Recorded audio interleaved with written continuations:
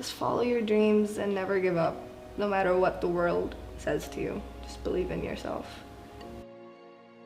Hello everybody, my name is Maria Unera. This is my episode of Success Stories with UKVibe.TV. Today we'll be talking about my journey through music and how I got where I am, or at least where I'm trying to get. I'm a singer-songwriter and I'm from Islamabad, Pakistan. Well, I mean, I just sing for a living. I make music, I perform at different places in Pakistan, sometimes abroad. I also work part-time. Well, I guess you could say I represent the female youth of an international non-profit organization. It's called Dance for Life. Their headquarters is in Amsterdam, but I just do a little bit of like volunteer work. I'm their ambassador. So we basically push back the idea of HIV and AIDS, and we stand up for child abuse and a lot of other sexual violences. So I do that as well, but I also like to infuse music in that. So we target children from ages, from like, I guess you could say the 6th grade till high school. So that's sort of what I just do if I'm not singing. Well, my mother was my mother was Filipino. My father is Pakistani. So they got married in Dubai. It's weird. But my elder brother was born in Dubai. However, I was born here. We moved to the Philippines for a couple of, I guess, years, you could say, when I was a little kid. And then we came back here, and it's a Filipino culture of singing. So my mom, she would always just, take out the karaoke machine and just make me sing all the time. Every Sunday would be karaoke day. So that's sort of, I guess, how you could say that the Filipino culture has been influenced on me a lot. I wouldn't say that, I'd like to say that I'm Pakistani more, but my Urdu and, I'll get to that later as well, but yeah, so Philippines is my background. So my mom, basically, everybody from my mother's side pushed me to do music as well, because they're like, you live abroad, like that'll be so cool when you get famous and come back here, like that'll be really cool. So I guess you could say I'm doing it for them, but I'm also doing it for myself. But yeah. Do I have any daily routines? No, not really. I guess you could say when I'm back home in Islamabad. So I travel a lot now, which is good, I guess. I'm always in either Lahore or Karachi, or sometimes even up the hills, if I have shows over there. So half the time I'm out and about and I'm barely home. But when I am home, I really don't do anything. I mean, I just wake up and eat a lot, because I don't get to eat much when I'm traveling. So I guess food is something that I love to have when I'm back home. But I just hang with friends, I spend time with family, maybe take a hike, walk up the hills, drive up the hills, get some inspiration, make a song, I don't know. Or jam, what we love to do actually. Yeah, this is something very interesting. So we love street music.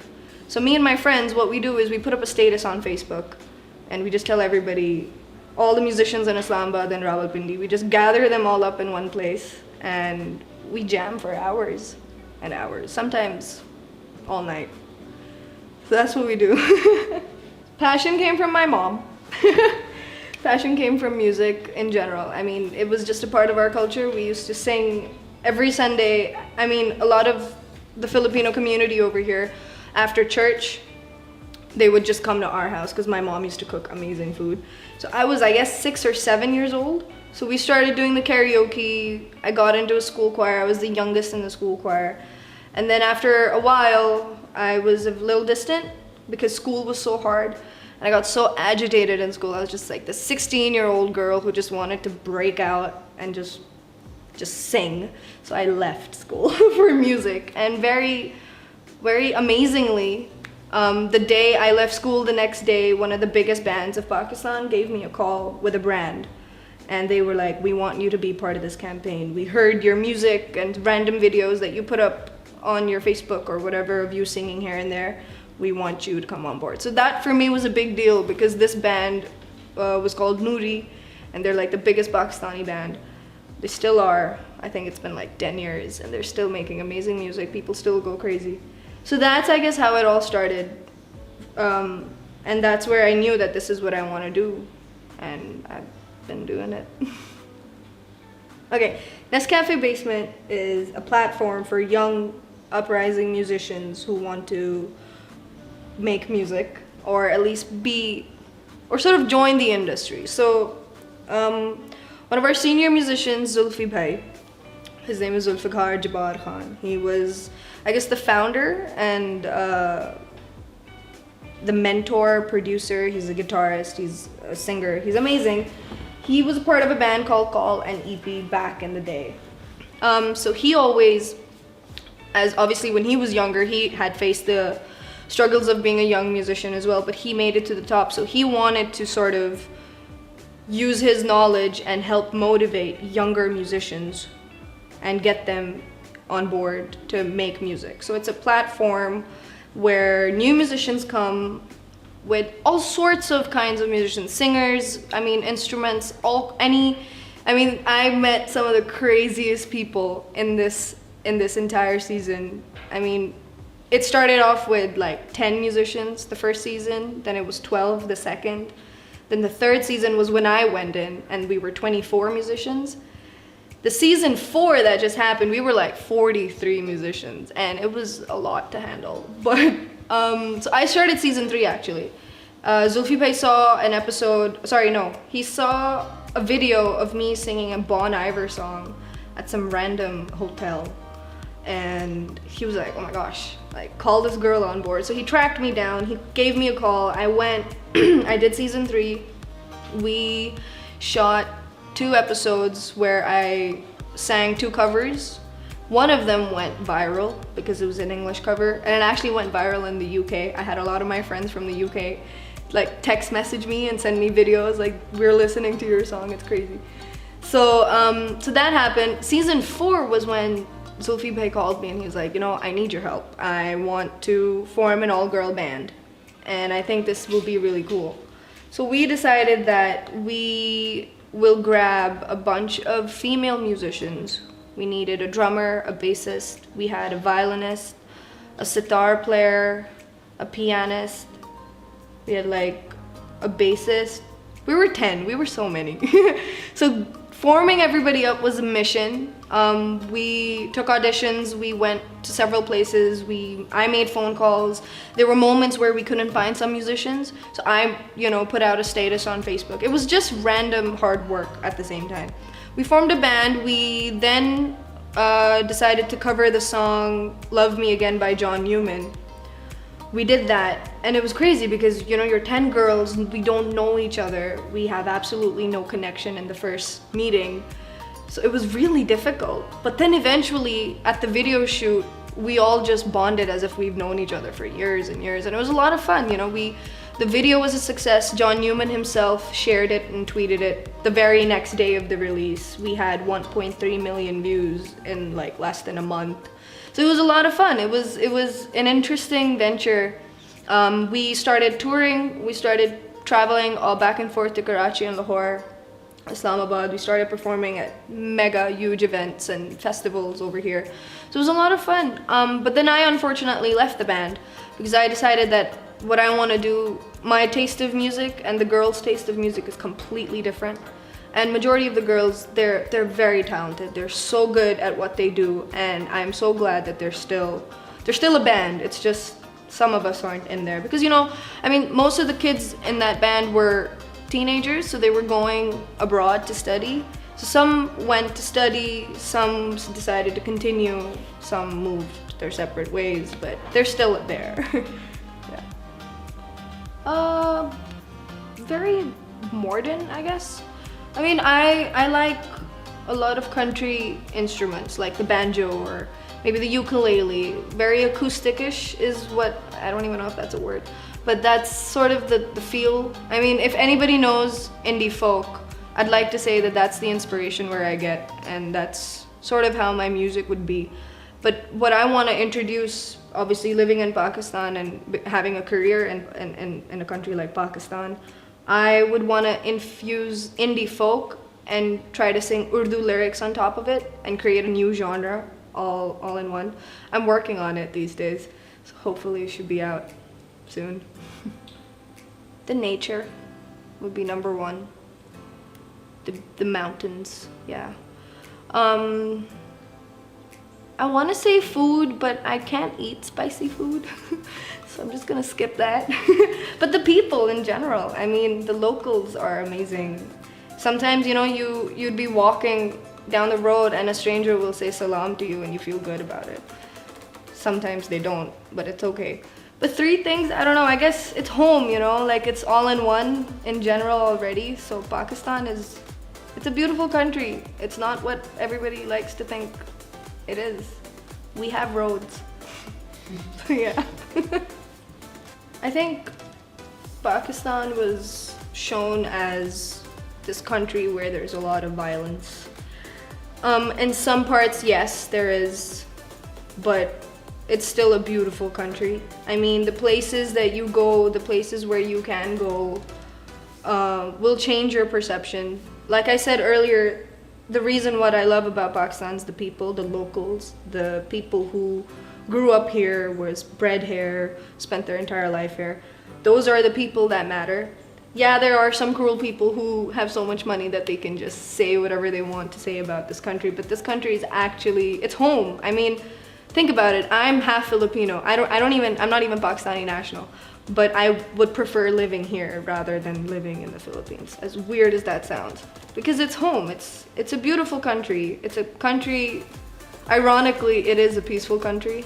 At least my city is Islamabad. Very ironically, because obviously a lot of people say that it's so much violence and there's this and that. Yeah, there are a lot of those issues, but if you really just block that out and come here, you'll see it for yourself. I mean, you'll never know unless you see it for yourself.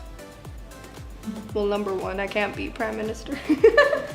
But if I was, oh my gosh, what would I change? It would definitely have to do something with music. I would give a lot more opportunities to women, girls, because girls, they get really criticized. I mean, me being a female musician, I've been criticized a lot for just singing. Like, that's the saddest thing. So I would like to sort of bring that up. But I don't know really, I never thought about it. Like, what would I be, what would I do, what would I say if I was a prime minister? Like, the first thing that popped up in my head, you can't be a prime minister, Maria, you're not national.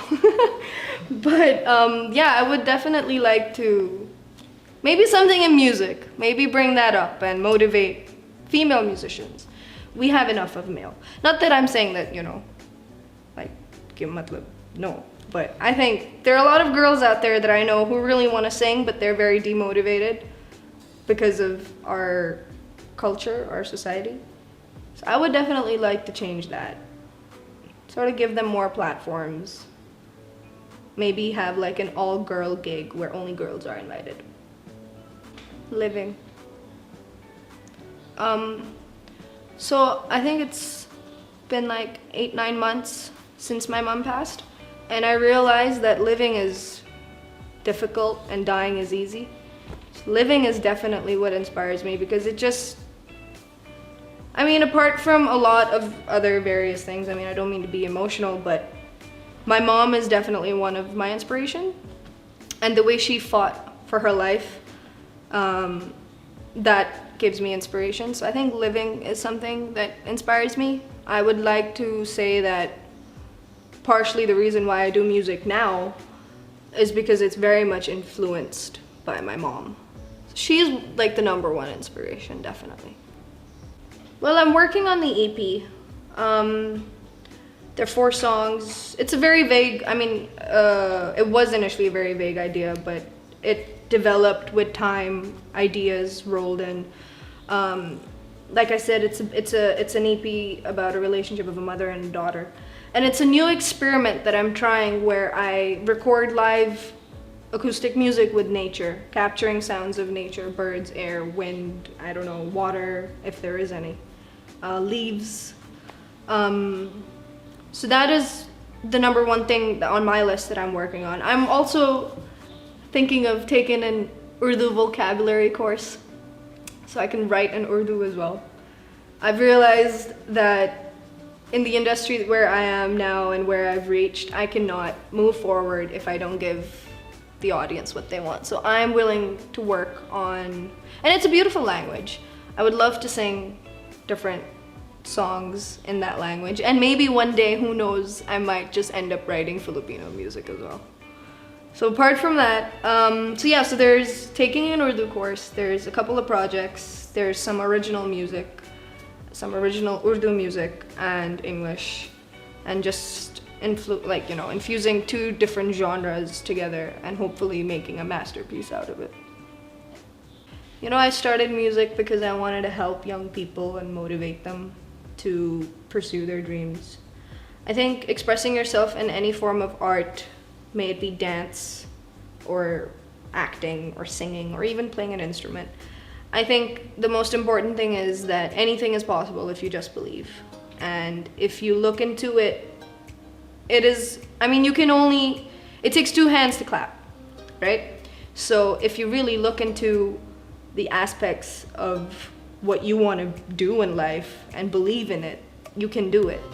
There will be a lot of people who will tell you that you're not good, this and that. There's always going to be criticism, but I always like to take that sort of criticism in a positive way and utilize that and help myself grow. I think if you have faith in yourself, you can definitely exceed, your success will be there. You will see it in front of you and you will chase it. And I would also like to say that, if you have a dream and you want to follow it and you feel like it's not happening, this is something that I've been doing since I was little, and it's sort of like as each day passes by, you're still one step closer to your dream. And I've been taking that advice. This was something that my mother told me, that if you look into it and if you follow it and if you believe that, oh, this is my target, let's say 5th May is a song that I want to release and nothing is happening, I'm a step further into doing it. So that will motivate me into actually doing the work and putting my heart into it. And that's the best theory that anybody has ever told me. And it keeps your motivation high. It doesn't keep you low, because there will always be people who will say so much negative things to you, like, can't even imagine. But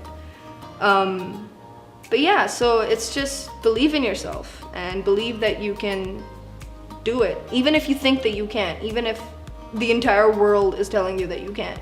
If you yourself think that this is something that I want to do in life, have faith in it, and it will happen. Thank you guys for watching my success story episode here on UKVibe.TV. I hope you guys enjoyed. You guys can follow my work on Instagram, Facebook, and yeah. So on Instagram it's Maria Unera, and Facebook it's Maria Unera as well. So it's facebook.com/Maria Unera. And I put random video covers on my Instagram, and I have a lot of concert updates on my Facebook. So if you guys would be interested, you guys can stay tuned and follow me on these pages.